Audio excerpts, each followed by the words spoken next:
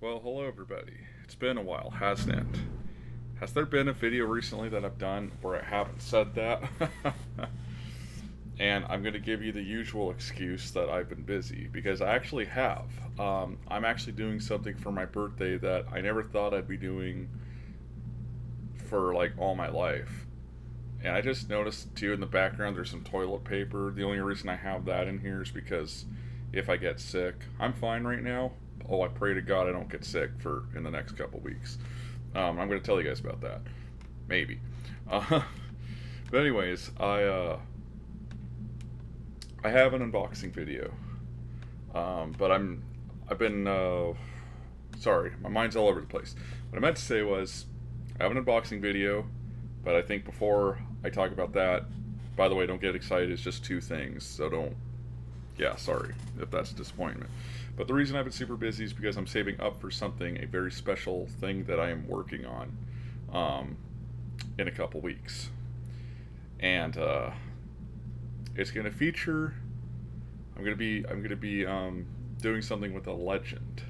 At least I believe he's a legend, and you guys will see what that is. Now the only hint I'm going to give you is this giant thing right here.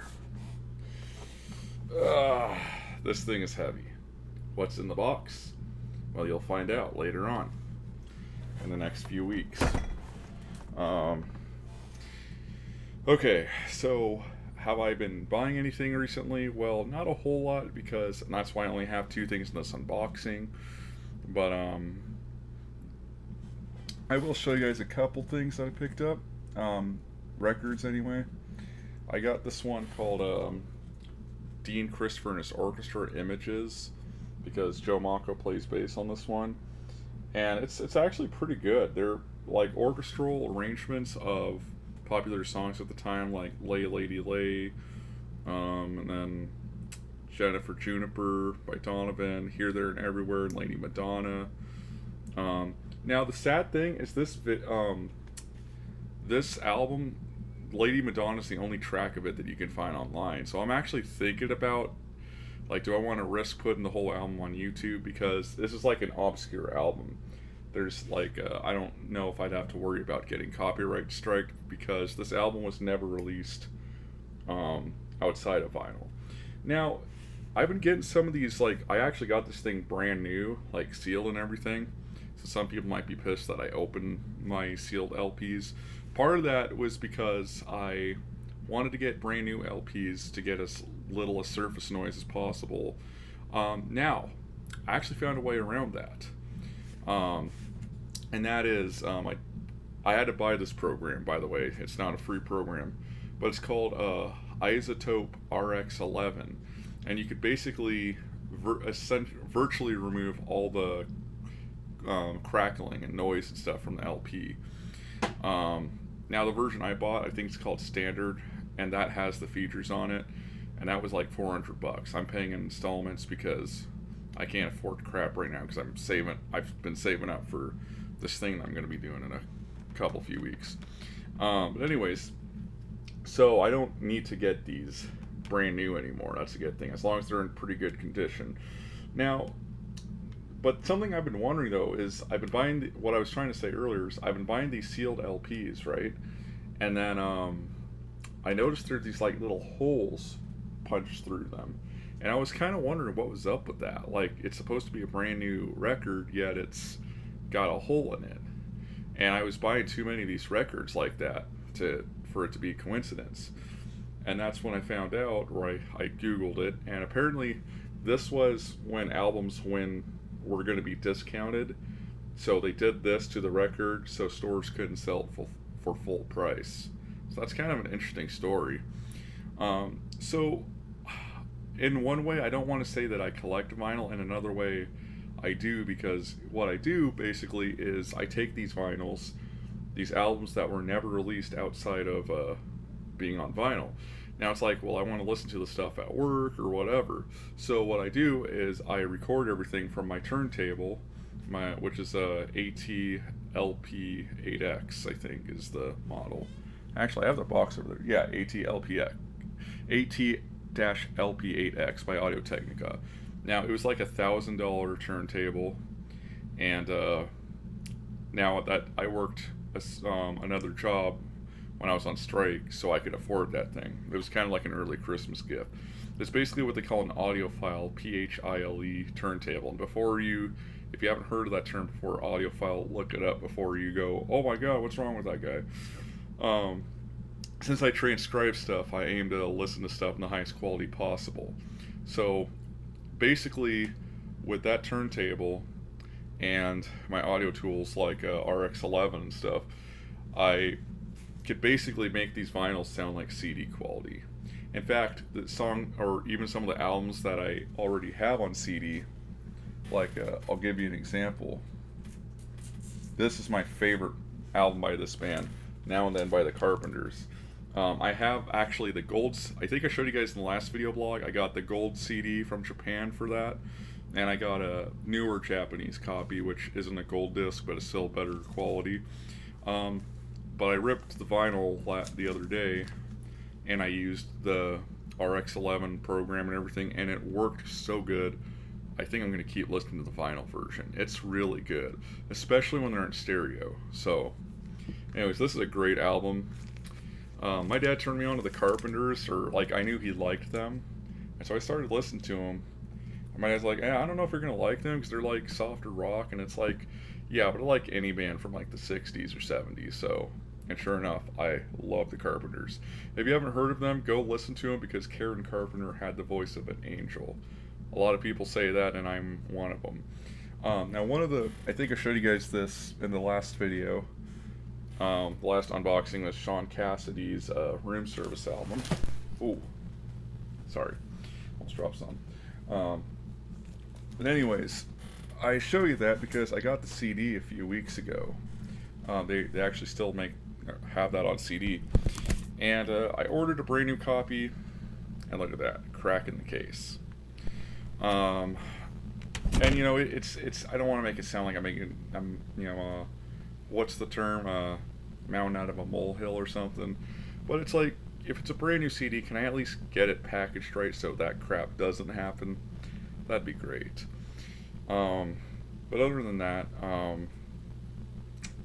yeah, so I've been listening to vinyls. So I guess you could say I collect vinyls. You could see some of them up here. I have some of them up in that corner of the closet too. So, by the way, expect a change in scenery in the next few months, and that's another surprise I'm going to keep for you guys. And you know, people also complain about my wall. There's all these stains here. That's just stuff that's accumulated over the years, and I never like bothered to clean it up. And I actually tried to a while back, and I couldn't get anything off. So maybe I need to try some kind of weird chemicals. But for some people are like, dude, you gotta like clean that crap up. It looks like crap. It's like, I know. I'm working on it. But anyways, there's one other thing I want to show you guys. I haven't shown you guys this before, and I bought this probably like a couple months ago. But this is my new baby right here. This is a get it out of the way here. This is a 50 style Fender Precision bass. It's not an actual 50s one. Those things are way too expensive. They're actually worth more than the new car that I bought. It came like brand new though, even though it was used, and I had these plates installed. Plays great. I put these. Now the strings, I don't remember the exact type per se, but they're on my Amazon history. But they're Labella, and they're like vintage 1954 flat wounds. And man, these things took a long time to get used to. In fact, I'm not even sure if my fingers are still, because they're like high tension and they're huge. They're pretty big strings. Because I wanted to get the most vintage sound I could out of this thing. So you gotta press in these things a little hard. You can tell the action's a bit, high on it. But I just kept playing it day after day after day, and my fingers are pretty much used to it now, but it could still be a bit tricky to play. Sometimes you do feel like you're kind of grappling with it, but like I said, I wanted the legitimacy of it. So yeah, I've been enjoying that. Now, another thing is I found these books at the bookstore, those score books that you guys know I collect sometimes, for the third and fourth albums by Led Zeppelin. So that's pretty cool. But I don't really listen to Led Zeppelin. I mean, I'm not saying they're bad. My dad can't really stand them, so there's that. But anyways, I have an unboxing. And like I said, there's only two things. I don't get excuse me, don't get excited. There's not really anything to, and you can probably tell by the shape of the box what those things are going to be. Again, I only got two things because I've been saving my money for other things, and yeah. So yes, this weekend I'm not going to be working the weekend because I'm preparing for my trip. I'm really excited. I'm kind of debating if I want to tell you guys about it, or do you want, tell you what, do you guys want me to tell you what it is? Leave it in the comments below. And if not, well, then I'll let you guys know when I get back. And if I don't get back, well, carry on as if nothing really matters. I guess, I don't know. Pray for a safe flight though, if you're the praying kind, because I'm not taking any Boeing jets down there. They don't have any. It'll be my first time flying on an Embraer though. That's going to be interesting. Has anyone flown on an Embraer before? I'm getting into like Brazilian and Portuguese culture right now, so, and that's where they make those things. It's in Brazil, so I hear those things are pretty good. Now this is an old key. I don't even use that anymore. Alright. And I added protection to both of these. So yeah, you could already tell what this is going to be. Okay. Because the shape. You guys already know these are records. Come on. Don't tell me you didn't know that. Come on. So I gotta... one thing I like about Baies, I've been buying packages from them. I get stuff shipped like every month or whatever for the past several years, and I've never received anything broken. It's really remarkable. I love the quality that these guys put into their work. This time UPS delivered it. Every time, if you're gonna order from Bai, I suggest the Bai air delivery because it is very expensive. I think this is like $70 or whatever to ship everything, but you get it really quickly too. So, I guess it's kind of like damned if you do, damned if you don't. Some people get EMS, and that's I actually think that's more expensive than the air delivery one. I'm not too sure. I guess it wasn't a good idea to put that key away because I actually need it still. So I'll have to rip these later because it's actually past my bedtime. That's another thing. I switched shifts at my work, so I'm working different hours now, so that's another thing. But I do like the hours that I'm working. And then I'm going for a career change as well. I'm staying at the same place, but I'm going to be like doing a different job here sometime than the next year. So let's see if I can get this thing out without damaging anything. I always get paranoid about that. With records, you got to be very fragile. So I guess, yeah, you could say I have a record collection, which I never thought I would, because it's like, I don't really like vinyls and stuff, but now I do. I always like importing them from Japan. I think they sound better that way. Oh yeah.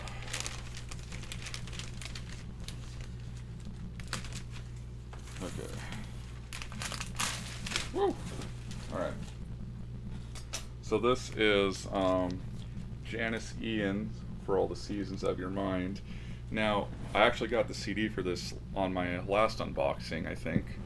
But you probably wouldn't recognize it because the cover is completely different. Now, Janis Ian, I find her kind of controversial. I think people know, like, I have conservative views, and she's got more left-wing. She's not, from what I've seen, she's not, like, super left-wing, but I am very impressed with this album, even though it actually was a commercial failure. I think she was only like 15 when she did this album. That's amazing.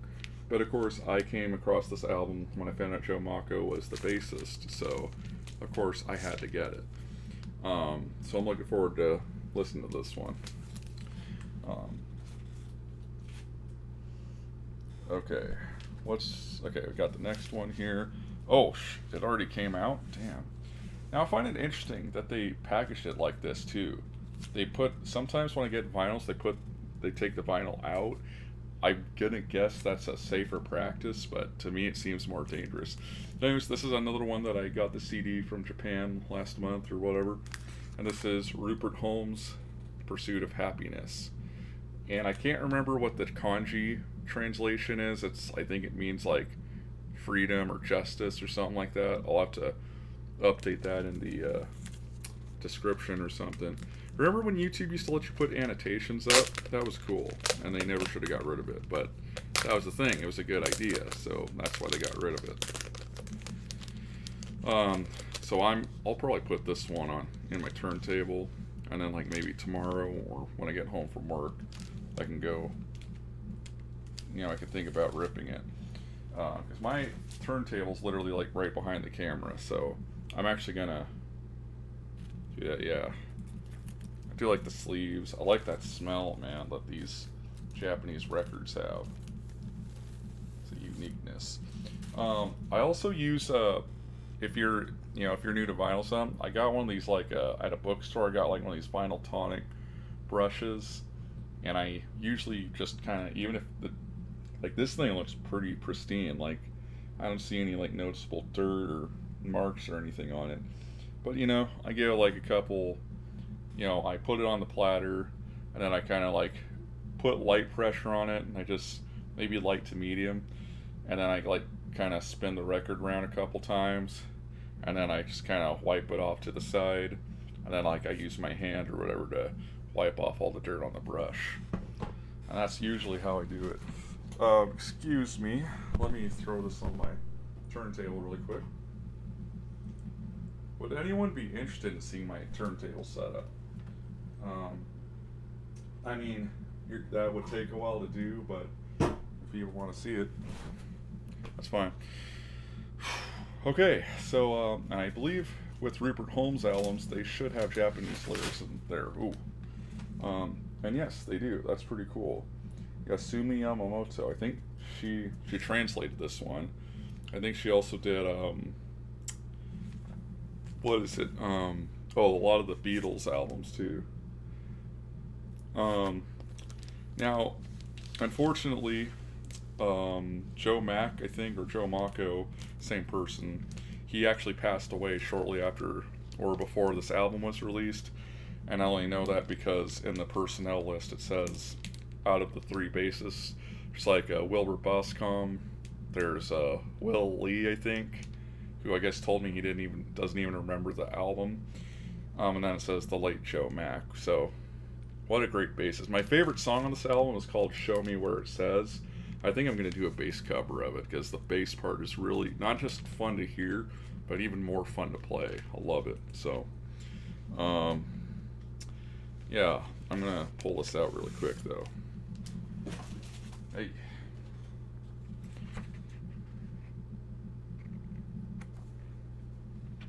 Yeah, so yes, I mean, it's hard to see, but yeah, electric bass, Wilbur Bascom, Willie, and the late Joe Mack. So, and yeah, Rupert Holmes is the reason I wear these glasses. I don't know if this is exactly what he wore. Maybe someone who's more familiar with glasses could tell me, but I was trying to get as close as I could to the glasses that he wore, and these happen to be it. And I think these are actually the same ones that like Weird Al wears, or he used to anyway, before he got the surgery. So, anyway, I'll see you guys later. But yeah, let me know if you want to know what I'm going to be doing in a couple weeks, or if you want to keep it secret, or if I should keep it secret. I think I might want to surprise you guys, though. I think you'll be impressed. So, I'll see you guys later. God bless. Peace out. Have a good one. Oh, and by the way, it's my birthday on the 8th, so if you guys want to wish me happy birthday, I did get a cameo. It's once again, it's like a 15-second video, so I'll probably upload that, and maybe I'll upload that on my birthday. I'm not sure. I'm thinking if I want to do it early or not. Anyway, I'll see you guys later. So God bless. Peace out. Have a good one.